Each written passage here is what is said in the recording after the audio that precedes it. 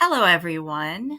My name is Jennifer Winters, and I am a student in the Doctor of Education program, majoring in curriculum and instructional design with Liberty University. And this is a presentation for Education 632, which is language and literacy. Let's get started. This course focuses on the 6 language arts and how to teach language and literacy in the K through 8 classroom. And today we are going to focus on speaking, one of the 6 language arts. Specifically, we are narrowing it down to look at small group discussions.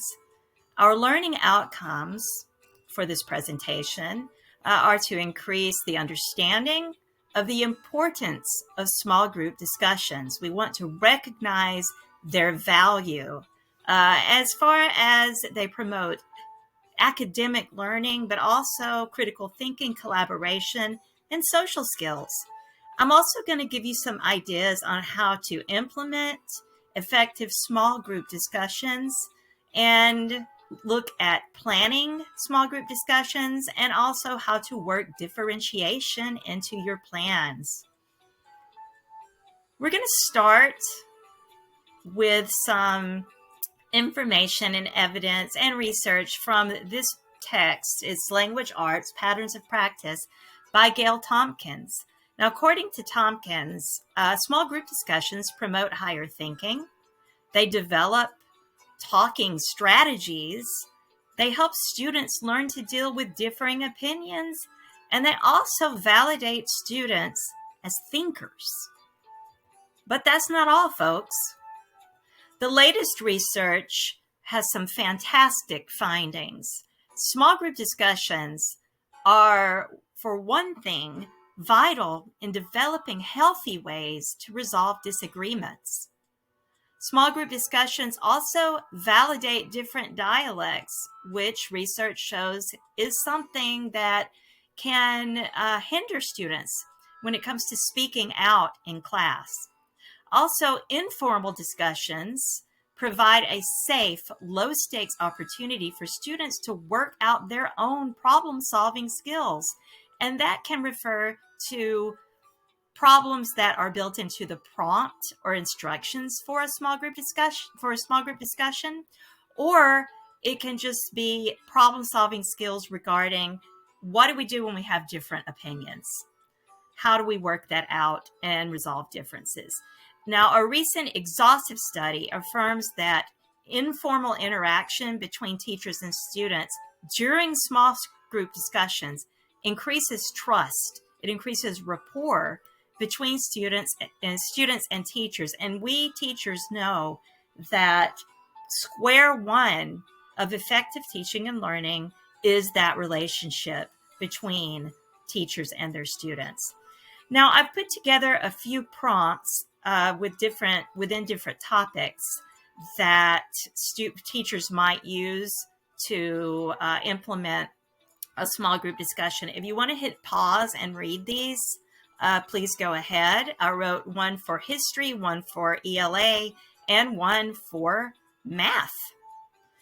Now, to implement a small group discussion, you do need to provide materials for your students. For example, I'm an ELA, so I would give them texts to read and annotate beforehand. When you create these groups, consider students' abilities, backgrounds, and learning styles. You need to ensure that each group has a mix of strengths and perspectives that will encourage collaborative discussions and also naturally builds in some differentiation and scaffolding into the discussion.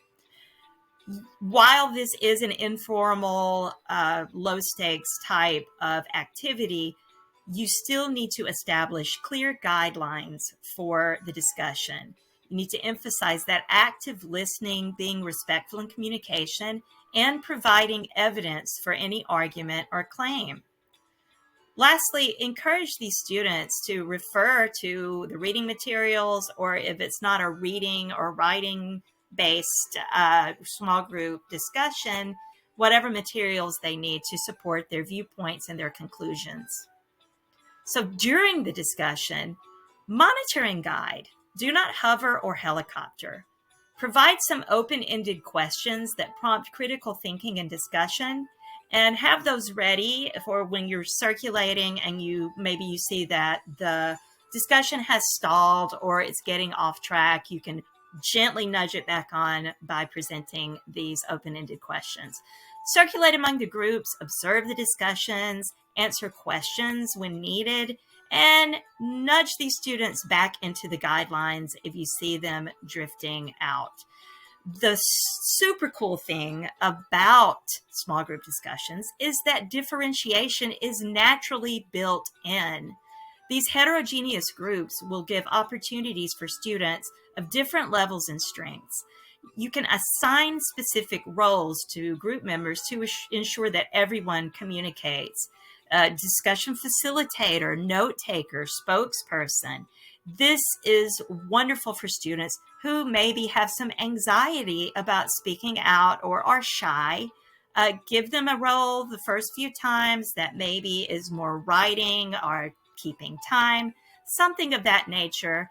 And then you can rotate these roles as the school year progresses, so that everybody has a chance to do everything. And in my experience, by the end of the year, the shy students are usually speaking out and speaking up in the small group discussions. So thank you for viewing this presentation. Let's revisit these outcomes. Hopefully we have accomplished them. I hope that you have a better understanding of the importance of small group discussions, and you have some ideas for implementation of effective small group discussions and how to differentiate those appropriately for your students. Feel free to check out the resources that I used in my research.